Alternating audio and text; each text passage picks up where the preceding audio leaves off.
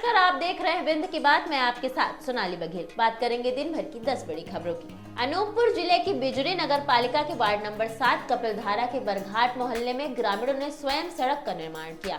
आवाजाही के लिए सड़क न होने और नगर पालिका की अनदेखी से परेशान होकर स्थानीय लोगों ने एक कदम उठाया। मोहल्ले में अब तक कोई सड़क नहीं बनी थी, जिससे निवासियों को समस्याओं का सामना करना पड़ रहा था। ग्रामीणों का कहना है कि बीमार होने पर एम्बुलेंस भी नहीं पहुंच पाती थी, जिससे आपातकालीन स्थितियों में जान का जोखिम बना रहता था।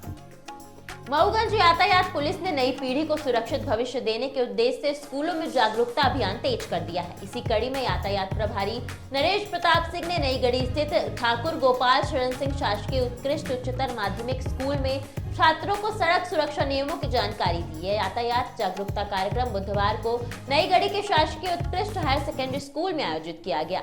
यातायात प्रभारी नरेश प्रताप सिंह ने छात्रों को सड़क सुरक्षा और यातायात नियमों के महत्व के बारे में विस्तार से बताया।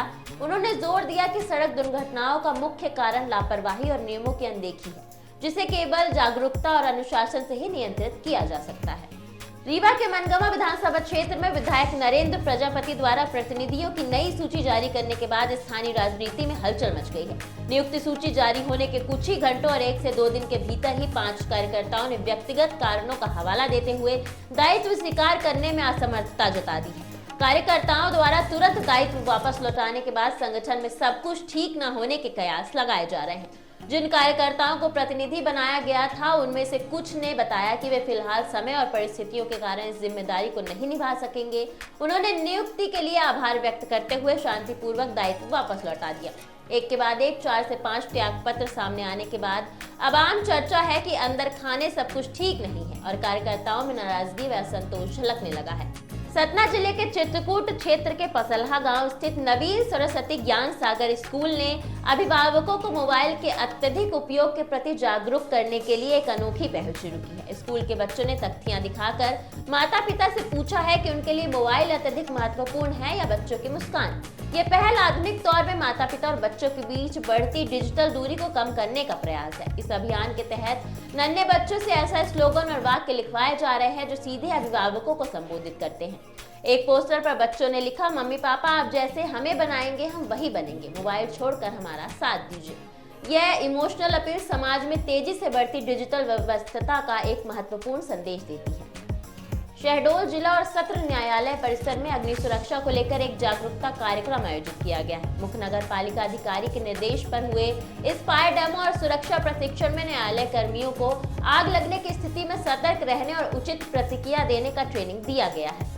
इस अवसर पर सीजीएम राजेंद्र सिंह श्रृंगार विशेष रूप से उपस्थित रहे। ट्रेनिंग के दौरान फायर कर्मी मुनेश शर्मा ने आग की बुनियादी जानकारी दी। उन्होंने बताया कि आग किन परिस्थितियों में भड़कती है, इसके विभिन्न प्रकार क्या हैं और शुरुआती क्षणों में किन सावधानियों से बड़ी दुर्घटना को टाला जा सकता है। शर्मा ने लापरवाही, शॉर्ट सर्किट और ज्वलनशील पदार्थों के गलत उपयोग को आग लगने के प्रमुख कारण बताया है। सीधी जिला अस्पताल के सामने स्थित राजपूत मेडिकल एजेंसी में सोमवार देर रात भीषण आग लग गई थी। सुबह 5 बजे स्थानीय लोगों ने धुआं उठता देखा और फायर ब्रिगेड को सूचना दी गई। फायर टीम ने सुबह करीब 6 बजे पहुंचकर आग पर काबू पाया, लेकिन तब तक मेडिकल स्टोर पूरी तरह जलकर राख हो चुका था। इस घटना में 70 लाख रुपए से अधिक की दवाइयां और अन्य सामग्री नष्ट हो गई। दुकान संचालक विजय सिंह ने बताया कि उन्होंने रात 12 बजे दुकान बंद की थी। आग लगने का कारण अभी भी अज्ञात है। उन्हें रात करीब 3 से 4 बजे के बीच घटना की जानकारी मिली। सूचना मिलते ही कोतवाली थाना पुलिस मौके पर पहुंची थी। थाना प्रभारी कन्हैया सिंह बघेल ने मामले की जांच शुरू कर दी है और आग लगने के संभावित कारणों का पता लगाया जा रहा है। सिंगरौली में बड़े स्तर पर हो रही पेड़ कटाई को लेकर विवाद लगातार बढ़ता जा रहा है। गुरुवार को कांग्रेस विधायक विक्रांत भूरिया ने दावा किया है कि जिले में पेड़ों की कटाई का आंकड़ा प्रशासन द्वारा बताए गए 33,000 से कहीं ज्यादा है। उनका कहना है कि वास्तव में 3 लाख से अधिक पेड़ काटे गए हैं और प्रशासन सही आंकड़े छिपा रहा है। भूरिया ने एक वीडियो जारी कर बताया कि जमीन पर निरीक्षण के दौरान कई ऐसे पेड़ मिले जिन पर नंबरिंग ही नहीं की गई थी, जबकि उन्हें भी काटा जा चुका था। उन्होंने कहा कि यदि पूरी प्रक्रिया पारदर्शी होती तो पेड़ पर नंबर देने के बाद ही काटने की अनुमति दी जाती। उन्होंने आरोप लगाया कि प्रशासन असली स्थिति सामने नहीं आने देना चाहता। उमरिया जिले के करकेली विकासखंड के अतरिया गांव में स्थित माध्यमिक और प्राथमिक स्कूल के छात्र छात्राओं को शौचालय की सुविधा न होने के कारण खुले में शौच के लिए जंगल जाना पड़ रहा है। यह school Bandhavgarh tiger reserve BTR के जंगल से सटा हुआ है, जिसके कारण क्षेत्र में वन्य प्राणियों की आवाजाही बनी रहती है। बच्चों के जंगल जाने से उनकी सुरक्षा को लेकर पेरेंट्स चिंतित रहते हैं। गांव के एक निवासी बसोरी ने बताया कि बच्चों को काफी परेशानियों का सामना करना पड़ रहा है और इस समस्या का जल्द समाधान होना चाहिए। इस संबंध में जिला परियोजना समन्वयक के डहरिया ने बताया कि मामले की जांच के बाद कार्यवाही की जाएगी। उन्होंने आश्वासन दिया कि 1-2 दिन में भी शौचालय की मरम्मत का कार्य शुरू करवा दिया जाएगा ताकि बच्चों को किसी प्रकार की भी परेशानी ना हो सके। यूपी के सांसद चंद्रशेखर आजाद की ex girlfriend doctor Rohini Ghavri उनकी मुश्किलें लगातार बढ़ा रही हैं। रोहिणी ने सांसद चंद्रशेखर की पार्टी का बैंक स्टेटमेंट सार्वजनिक किया है। इसमें उनकी पार्टी के खाते में करीब 2.5 करोड़ रुपए जमा है। रोहिणी ने मीडिया को बताया कि अप्रैल माह में ही पार्टी फंड में 2.5 करोड़ रुपए थे। पार्टी को कई लोग चंदा देते हैं, कई लोग नगद में भी चंदा देते हैं, लेकिन इन पैसों से चंद्रशेखर और उनकी पार्टी ने हमारे समाज के कितने लोगों का भला किया है, कितने लोगों की शिक्षा, स्वास्थ्य और आर्थिक पिछड़ापन दूर करने के लिए कदम उठाए हैं। चंद्रशेखर आजाद को अपनी ही पार्टी के लोगों को जवाब देना चाहिए।